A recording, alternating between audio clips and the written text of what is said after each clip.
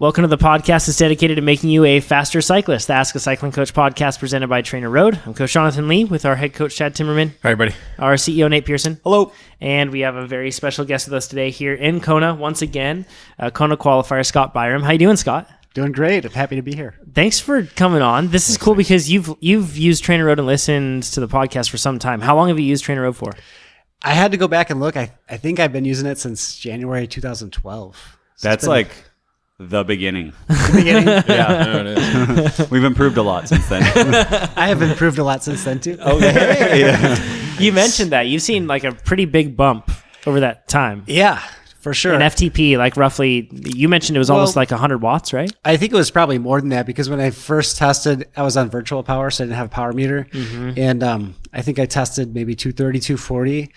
But then once I got a power meter, I realized that it wasn't really that high. Yeah. Dropped it down about 30 watts probably. And now I'm sitting around 330, 335. We'll say about a 300 watt improvement. 300 watts. No, 120, 130, yeah. That's pretty, that's very impressive. That's very, very impressive. Mm-hmm. So where are you from? And let's go over your weight, your height, and we already know roughly your FTP right now is around 330, you said? Yep, right? I think so, yeah. So height, weight, where are you from? Okay, height, 5'11". Cool. Weight, sitting right now about 168, so a little heavier than I like to be, but from Illinois. We live in Naperville right now. Lived there for quite a while. And that's a suburb of Chicago. Suburb of Chicago, yeah. So that's one thing really quick, sorry. That's 180 centimeters tall, for those that are wondering, and it's about... 75 kg. Yeah, the way to go. Thanks, Chad. He read the sheet. He didn't know. No, that's my goal weight for a long time. Oh, you knew. So you know it well. Scott, what's your goal weight then at that height for a triathlon? Well, last year I was 163, but then I started lifting a little bit, and I think I tell myself anyway that I put on muscle. What do you think you race better at though? 163, 165? You know what the interesting thing is? I really haven't noticed a change in my pace or and the run or even my FTP really. I feel a little bulkier and stuff with the 5 extra pounds. But does your wife like it? She said yes. Of course. That's something that us cyclists don't usually get to, our poor wives. So that's about 4.4 watts per kilogram, roughly, is where you're at. Yeah. So looking a step back a little bit to your history of how you got into triathlon, and we'll get into your qualifying race. So what made you pick up tri? That's actually involves my wife, kind of. And when we met, actually, she was the triathlete, and I did regular old-fashioned high school sports, baseball, basketball, that sort of thing. And then when we met, she was USAT triathlon coach, and I didn't really understand what she was doing. She had this fancy, funny-looking bike, and like, you paid how much for this thing? And at the time, $2,000 seemed like really a lot of money for a bike, right? And I'm like, I'm never going to do that. But anyways, after we had our first son, she said, well, we never do anything together. I'm going to sign us up for this thing in Chicago called the Shamrock Shuffle. It's like a 8K 5-mile race, and I was really upset. But we trained for it. We did it. And ever since then I was ran for a few years, just a couple times a week, nothing serious. Yeah. And then a buddy of mine just said, hey, let's do a triathlon. Okay. I don't know how to swim, but, I think that was around, 2010. That was my first, I did a sprint that summer. And then ever since then I was hooked. So where did you qualify this year, and what were your splits in overall time? I qualified in Wisconsin, 2018. Let's see, swim. I was somewhere. I think it was a little slow. 108. I think it was kind of a choppy swim that day. And then my bike was just over 5 hours. I think. Was hoping for a little faster. But then the run was about 325, 326, something like that. So what's the overall time? 952, I think, is what I. Yeah. Wow. Sub 10 is fast. Very fast. Yeah, it's legit. Yes.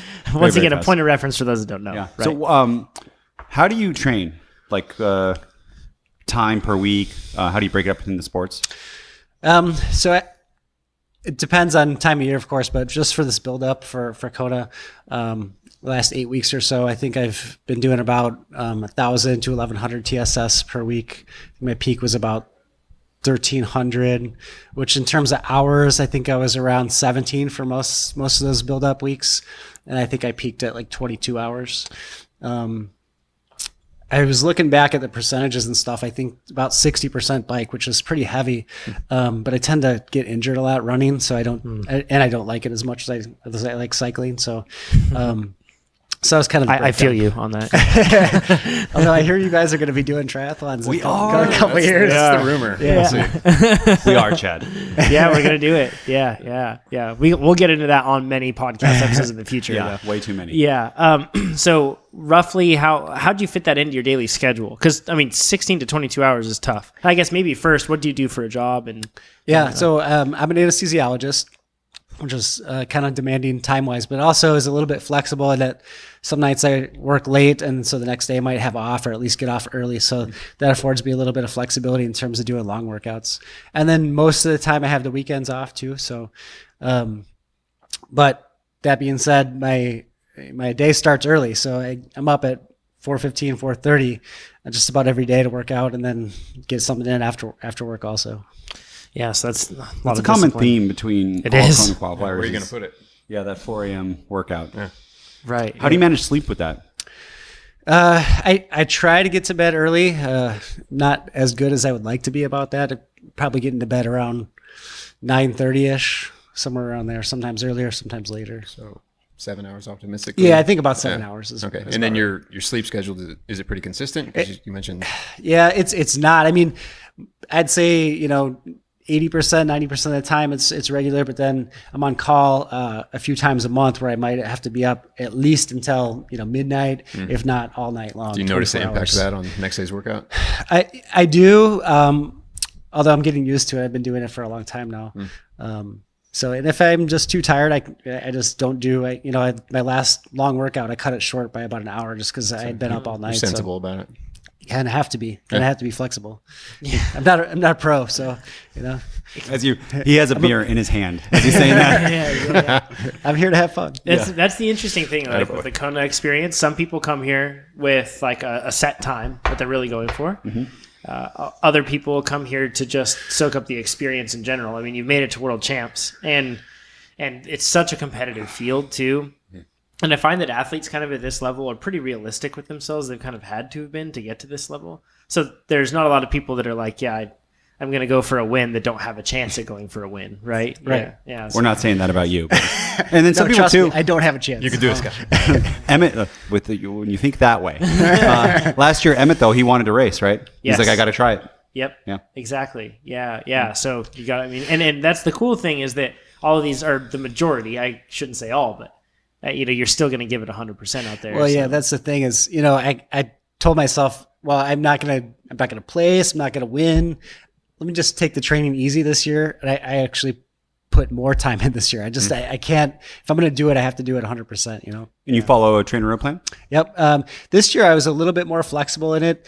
I feel like I think this is my 4th year doing Ironman. So I kind of learned my body a little bit more. Chad's workouts are very hard. So those VO2 max workouts just took a lot out of me. So sometimes I'd skip one per week or something like that. What would you replace it with?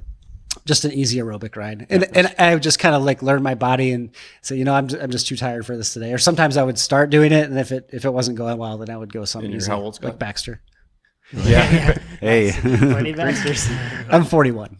Okay. Chad, is it okay to switch a VO2 max to an easier ride if Always. it's taking especially if toll? after multiple years of seeing yourself evolve as an athlete, you know what you can and cannot do, what sets you back to a point where it doesn't further. Yeah, I mean, if it impacts the next 2 or 3 workouts, that's a pretty heavy hit, and it can do far worse. Especially because you got 2 other sports to do. I'm sure that's and really, a life. That's in a life, triathlon. And your bike is, sorry, John, but your bike too is relatively really strong. Yeah, 4.4 watts per kilo. I think so. I know so. 4.4 watts is. per kilogram. That's is legit. high. Yes. Very Especially fast. for triathlon. Oh yeah. That's legit in road racing. Oh yeah. Yeah. Most Criterion. people would kill for that, right? And at 40 years of age on top of it. Yeah. 41.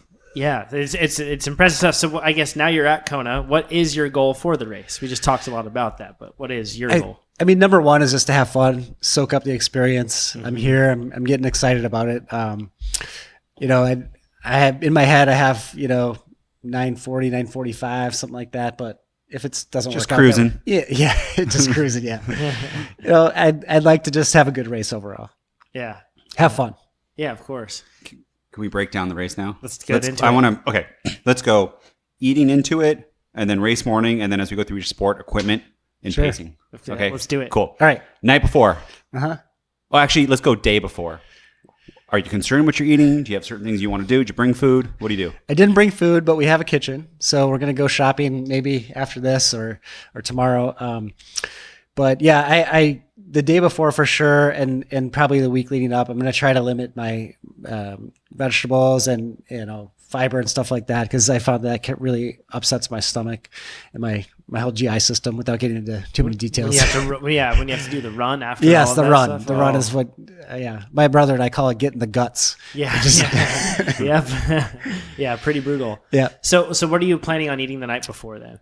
Well, during the day, in the week. Yeah. Sure. Finish that. Yeah. Oh well, I'm not going to eat too many special things during the week. I'm just enjoying myself. But the night before, I typically actually like pizza.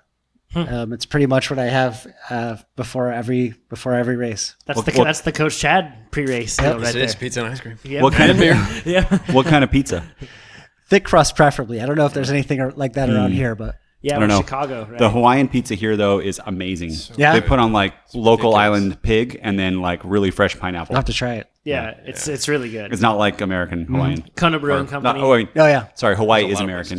Don't I mean mainland Yeah. Hawaiian. So what about morning of then? Yeah. So the morning of, I have a couple different things that work for me. Oatmeal, lots of oatmeal, and then How much is a lot? I don't measure it out like you do. I don't weigh it out, but Nate measures his in drums. like a cup and a half, maybe. I don't know if Of dry? Is that a lot? That's a lot. Okay. Yeah. That is a ton. Yeah. And that's a big bowl for me. Okay, and that's what I have a lot of mornings for breakfast as well. I'll eat some of it, then I'll save it in our break room, and then finish it up in 9 o'clock or something. But that works well for me. Morning, race morning, and then also just some peanut butter toast, something like that. What time do you wake up? 7 a.m. start. For 7 a.m., I'd probably get up around 4. Yeah, somewhere around 4. Eat some breakfast, drink some coffee. Like a white bread toast then? Yeah. I try not to have the wheat. Like a Wonder Bread. The one time to eat Wonder Bread, right? Or a bagel. Yeah. Yeah, bagel. That's delicious. Okay. Before you start the swim, are you doing caffeine? Are you doing gels? I'll usually have a gel right before, maybe like 15 minutes before the swim. Try to drink some sports drink or something just when we're hanging out before the race start. And then just pop that gel right before. We try to do any hyperhydration or salt loading? Yes. So I've done that past couple years. It worked out pretty well. Definitely with salt. You can't just drink water. You got to have a lot of salt. And then don't overhydrate either. Was there a certain product you use for that? I use base salt. And I use that on the race course too. You just kind of flick it and then lick it every couple miles or so. Flick it and lick it. Is that I don't like a know salt what that, stick? Yeah, I don't know what that is. Base salt. It's like a plastic tube and it's loose salt. I mean, it's kind of, some people say it's just Himalayan rock salt, kind of crushed up into a powder, and you just kind of flick it like this, and it sticks to your thumb, and you just lick it. Oh, okay. So it's got an open top. You put your thumb over it, and then Yep. you can. And they say it just kind of, you can absorb it through your oral mucosa, instead of having to go all the way to the stomach. Interesting. Yeah. Huh. You sound like a doctor there. Yeah, exactly. Try not Imagine to. that, huh? Okay, so in Kona, there's no wetsuits we talked about yesterday. Right. Do you have a swimsuit? Yeah, I have a skin Or suit. not a skin suit. I not do. a swim- Oh, hey. I do have Those are I do have mandatory. both. Yes. I have a skin suit that I'll wear. I had to wear it this summer actually for a non-wetsuit half Ironman that I did. Okay. So you'll have a swimsuit. I do have a swimsuit. Tri-suit. Sorry. I have a What skin suit are you wearing? I have a Roka. I want to say it's a Maverick. I can't remember the model number, but it's a Roka. And what's the tri-suit you're in? So I have a Castelli T1 with the short sleeves. It's 2-piece. Short sleeves like to your elbow? Yeah, to the elbow. Yeah. Why did you pick that suit? It's faster. It's Nice. I don't know. I think anywhere from 8 to 12 watts faster with the sleeves. That's what they say, anyways. That's a ton. When Free speed. When you're out there for 112 miles, Yeah. that's a lot. Plus, miles. I mean, I'm very pasty and I burn really easily, so it's nice to have my shoulders covered. Yeah, for sure. Yeah, smart. So when you get out of, so You said you do take a gel or something like that beforehand in the swim, Yeah, right? yep. Yeah. No caffeine? Well, it's Roctane, so I think it does have some. Okay, caffeine. but you're not doing like No caffeine copious pills. amounts, yeah. No, but my mix throughout the day does have caffeine in it. Yeah. So what do you eat on the bike? For the past, I don't know, 6-7 years, I've used a product called Infinite. I don't know if you've heard of it. It's pretty much got everything in it you need, with the exception, I'm going to take some more salt, be it in Kona, because I think I'll need it. But for races that aren't quite this hot, it has everything. Is that the one you mix yourself? Like you choose It's a custom blend.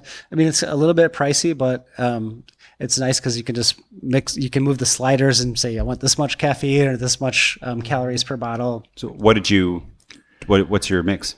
Do you remember? I don't remember. Okay, I mean, no worries. my bottles are about the tall ones, the 24-ounce ones like this one. I think it's about 400 calories per bottle. I try to have one per hour. It's almost 400 milligrams of sodium. So 100 grams of carbs per hour. Yeah. The same as Frida yesterday. Yeah. And then how much milligrams of salt again? I think for Kona, I'm going to try to do 1,000, but the bottle only has 300 or 400. And the rest is going to be the stick. The stick, yeah. Okay. Are you going to have any gels too on the bike or not? I probably have one or two. I have a flask of Roctane. If I sometimes I'll try to take it and then I can feel it's just too much and then I'll just stop. What about extra water? Definitely extra water. Like if the race is cold or cool, I won't really need any extra water because the Infinite's enough, but I'll probably take an additional bottle per hour of water. How are you storing the water on your bike? Yeah, so that's a good question because I've been going back and forth on this, but I decided that I know it's kind of sacrilege, but round bottle cage in my triangle. So I'm going to sacrifice a few watts, but it's a lot more convenient. I know I'll be able to drink more water if I do it that way. So I got one between my arms, and then I've got one on the down tube, and then one behind my seat. Got it. So you have 3 bottles with you. Yeah. And then are you planning on stopping at or grabbing bottles at the aid stations on the bike? I probably won't need to, but I think I am going to use special needs this year. The last 2 years, I didn't use special needs, but I think I will stop because I only have 3 bottles. Right.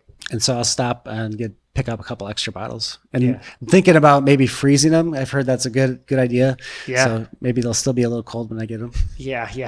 When you get a hot drink that's mixed up like that. That's one thing that I like about the Infinite, though, is I can still drink it hot and it doesn't gross me out. That's a smart thing to figure out because sometimes you're just going to come across that's a scenario attainable. I can't imagine any liquid that tastes good on a hot day. Sometimes a guy named Jonathan gives you a Camelback full of really hot drink in the middle of Leadville.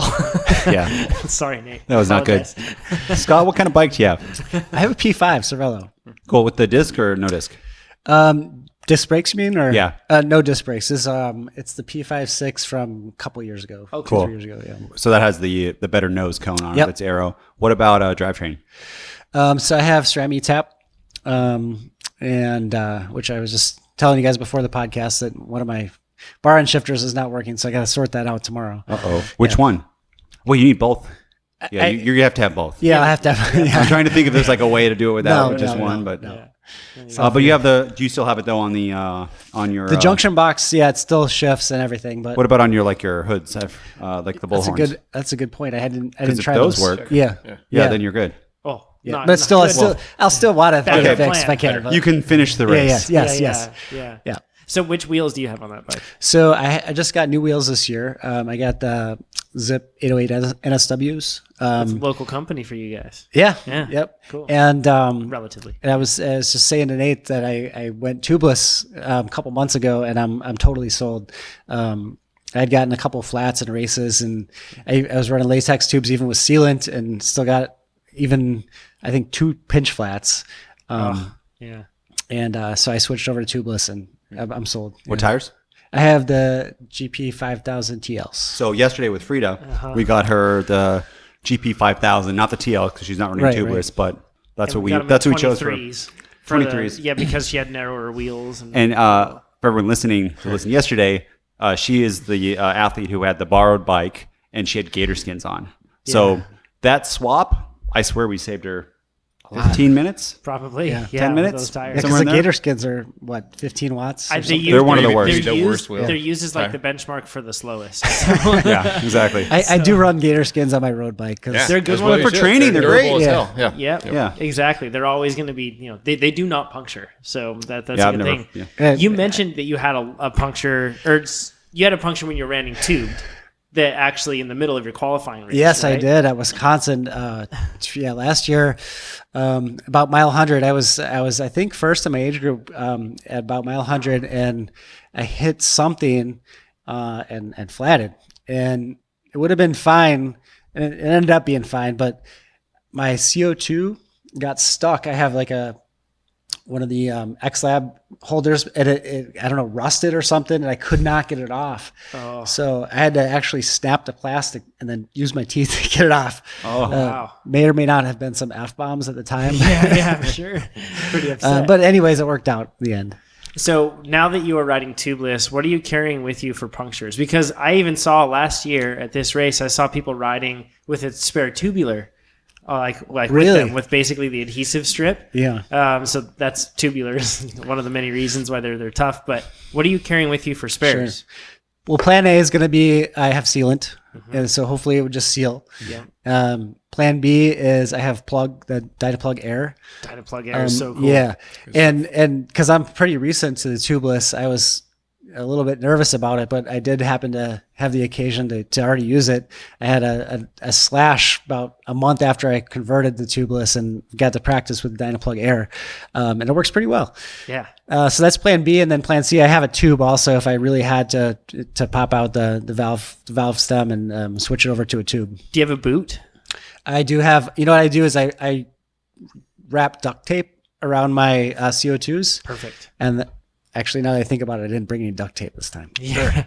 Well, if you want, I have a boot that you can have. Okay, Because that's awesome. like an important thing to Yeah, have. we have Cliff Bar wrappers too. Oh, yeah, that works too. The works. boot is so good. Or even though. a dollar you have bill. a real boot. I have a real boot. Okay. Yeah. I Use his brought boot. Okay. I brought 3 of them because I Okay. figured somebody might need them. Can you describe what the Dynaplug Air is for those who don't know? Yeah, it's a cool product. It's a rubber plug, but there's a pointy piece at the end that you just put right through any slash or hole that you have, and it's actually got an attachment that you can put the CO2 right on there, so you can inflate it right through the side of the tire. So you pop it through the hole there, you open the CO2 and inflate the tire and just pull out the device and it's plugged and you go. They're the easiest to use tire plugs, and then the air version is so cool because you can just inflate it right there. It's the fastest way to fix a flat for sure. Agree. Yeah, it's a cool setup.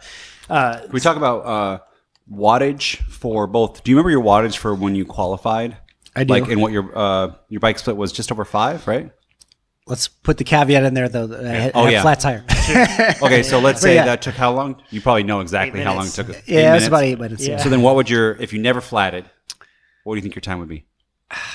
This is all just as rough. like 455 probably. Okay, what kind of wattage gave you a 455? And that was at Wisconsin, so it's pretty hilly. Very hilly. It's rolling, right? But it's pretty like they're steep I think there's rollers. 5,000 feet of climbing for the day.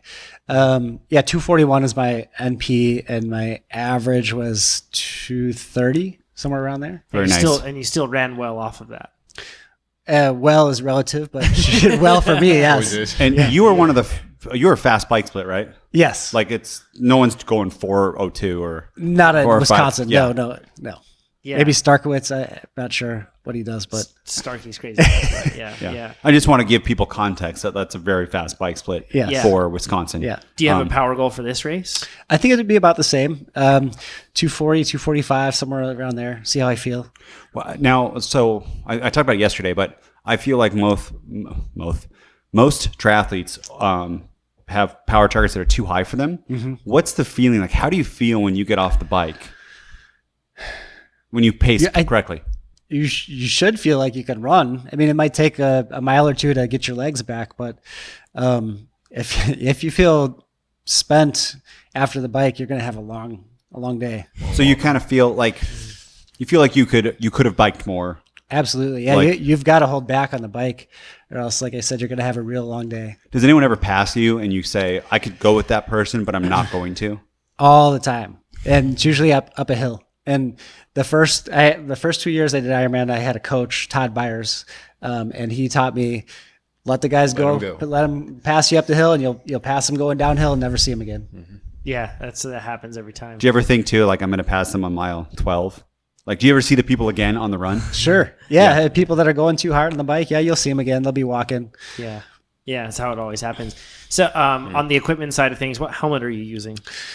That's another good question. I went back and forth. So I have the Giro Arrowhead that I always use in races, but I just think it's going to be too hot for Kona. And again, since I'm not really racing to win anything, I'm going to just go with, I got a POC Cerebral, I think. No, it's a POC. Cerebral. It's a spin. Ventral. Ventral. That's what it is. Yeah. Ooh, nice. He likes that one. I love it. Yeah. Is it the Ventral Air or the Ventral? Ventral Air. Okay, yeah. That's what it is. I'd say the Ventral Air, actually, it's weird, but I feel, and I could be totally wrong because this is me going off of feel, but I can back this up with some other people who have said the same thing. I feel that the Ventral Air actually vents better when you are going quick, which is strange. When you're going slow, Than the not Ventral. quite as much than the Ventral. Okay.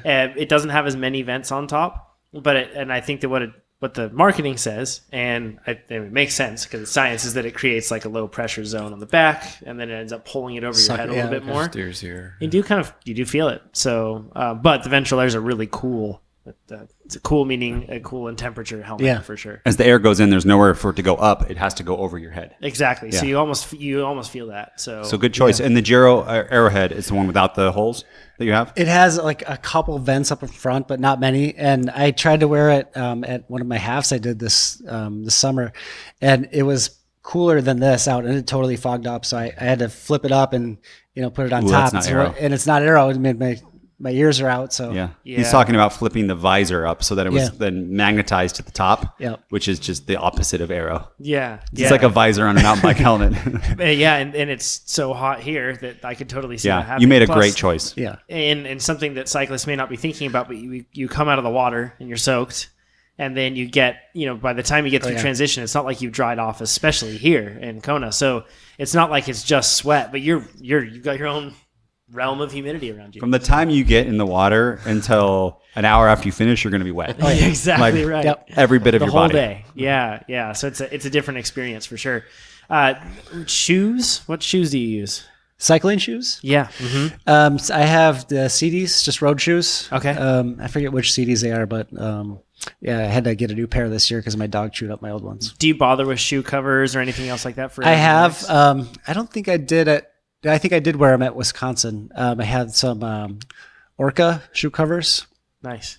They're easy to put on in transition. I'm not going to wear them tomorrow or this week, but they'd basically just be like sweat buckets here. Exactly. Just what shoes you running? I have two. I think I'm going to run in my Nikes. Which Nikes? I can't think of the name of them. They actually have quite a bit of padding in them. I used to run in pretty minimal shoes. I have these Brooks that I have on now, but I had a foot injury over the winter, so I switched over to the Nike with a little bit high more cushion. And how do you land? I landed mostly midfoot. Yeah. Yep. On the running side of things, do you have a pace goal in mind? Well, for an Ironman, my PR is 325, so I'd be happy with 330. I mean, and I'd be happy even 345. It's going to be hot, and I'll probably have to slow down a little bit. What's your open marathon PR? I haven't done an open marathon in probably 6 years. It was 317, I think, and that was the first time I ever ran a marathon. So I think I would be somewhere in right around 3 if I did it. Did it now. The rule of thumb is take 30 minutes off. Yeah. So 255, 3. Yeah, I think so. You can do 255. Yeah, I think so. Yeah. We'll just say you can. I don't know if I want to run another marathon though. Yeah, they're hard, right? Yeah. It's amazing how hard, like Ironman's hard, but marathons, I think, harder than a half Ironman. What do you think? Yeah, for sure. Definitely more painful on the legs for sure. Yeah. And more likely to get injured, I think. What's your nutrition plan for the run? Survive. I mean, I'll take in the Gatorade Endurance I have. And I try to do, I have a gel flask and I'll try to do a gel every 6 miles or so. Okay. Yeah. And then do you have any strategies for keeping cool on the run? Yeah. Ice for sure. Ice is huge. Since I have the short sleeve jersey, I'll stuff it in my armpits, my hat, and then just carry it in your hands. That helps a lot too. Yeah. Trying to keep that part cool. Yeah, the blood vent a lot, right? Well, yeah, the blood vessels are by the skin, so it's a great place to get cool, and it cools you a lot faster. My latest indoor hack is to wipe the sweat off of my head and hang it off the bars in front of the fan. Yeah, it cools my hands. It actually is pretty effective. Ooh, you know what you do? Ice buckets. You put your hands in. You probably just ride with your hands in ice buckets. We do that in the garage when we lift. It's tremendously effective. Really? Yeah. I'm not kidding. I read there's studies about that. They cool people that way. Yeah. Sorry, we're off topic. No, that's okay. Just watch us. We'll do it. Just interesting to hear the lifting side of things. Yeah. So another thing I think. Sorry, Jonathan. Please. Holding ice cold beer. Sure. It also. I don't think that's a good race. Good race strategy. Great strategy for the run. how I do You should bicep definitely curls. employ that. 2 of them. With the run, I think we didn't really go into a whole lot of detail with this with on the previous podcast. We'll go into it now. The run is kind of like segmented into different chunks, and you have like the section along Ali'i where it's nice and humid and just kind of still air. I don't know about nice. Yeah, nice. I think nice really figures into that description. Horrific and humid. Sorry, and then It's you wonderful. Don't listen to him. Beautiful. You'll love it. And then you go out onto the Queen K where sometimes it can be pretty windy up there. And then you go into the energy lab. Yeah. And the energy lab, this is your first time to Kona, right? First time to Kona, yes. So you haven't been in the energy lab I have yet, not. right? I've heard about it. I've heard disastrous things. Don't go. But then I've heard that it's not as bad as people talk about it. too. Nice. Are you going to go check it out at all or just be surprised? I'm just going to be surprised. I think you're so close to it that there's no point in checking Right. it out. Right. Plus, you don't have like any goal. Just like be surprised and pace well, and I'm not going to do anything differently. I think you're going to do Ignorance is great. bliss. But the interesting thing is, and what I'm getting at here is you're, from Illinois, humid and hot. And a lot of the time you won't, even though Chicago is the windy city, I'm sure that you've had plenty of training efforts where there isn't a lot of wind and you're stuck in that. And that's, I feel like what people encounter when they go to the energy lab. You go downhill and you have the wind in your face and you turn around and the wind is like even paced with you coming up the hill. So it just feels perfectly still. How do you, are you planning on managing your pace with that? Like slowing it down, bringing it up, and kind of what pace, where will you be working within on pace? I think I'm going to start somewhere around 7:30, 7:35, watch my heart rate. But I think that I have gotten a little bit more insight into just what my body's telling me. So, I've had some bad experiences and I was able to come back. Like at Florida a couple of years ago, it was just so hot. But I learned from it. So I got to listen to my body. And when it says slow down, just got to slow down. Yeah. Yeah. And there's nothing wrong with walking through aid stations. Yeah. If anything, it's like a pretty sound strategy, especially with dealing with this heat. There are a lot of pros who've walked every aid station and have won the race. Yep, it's a good measure. Yeah, exactly. One thing I want to ask is on the heat side, have you done anything for heat acclimation for this? I have. We're lucky enough to have a steam shower in our house. Nice. So I use that all the time. And leading up to the race, probably the last 3-4 weeks, I've been doing it. Started off doing it 20 minutes every 3 times a week, and then went to 30 minutes. Post-workout or just? Yeah, post-workout, yeah. I don't do too much of no fan riding or anything like that because it's just too hard. It's already hard enough. Yeah. I agree. I completely agree. Exactly. Yeah. So once I finish my workout, I'll just go get up in the steam shower. Do you know roughly what temperature it is in that environment? Yeah. Well, I use my heart rate. I kind of crank it up to 125 is the highest it gets, which is, it's different from being in a sauna because the sauna is like 190, but 125 is super hot. Steam With room. steam in the air? Oh, Yeah. So gosh, then I'll just get my heart rate up to 115 or so, and then I'll turn it down to maybe like 120. Yeah.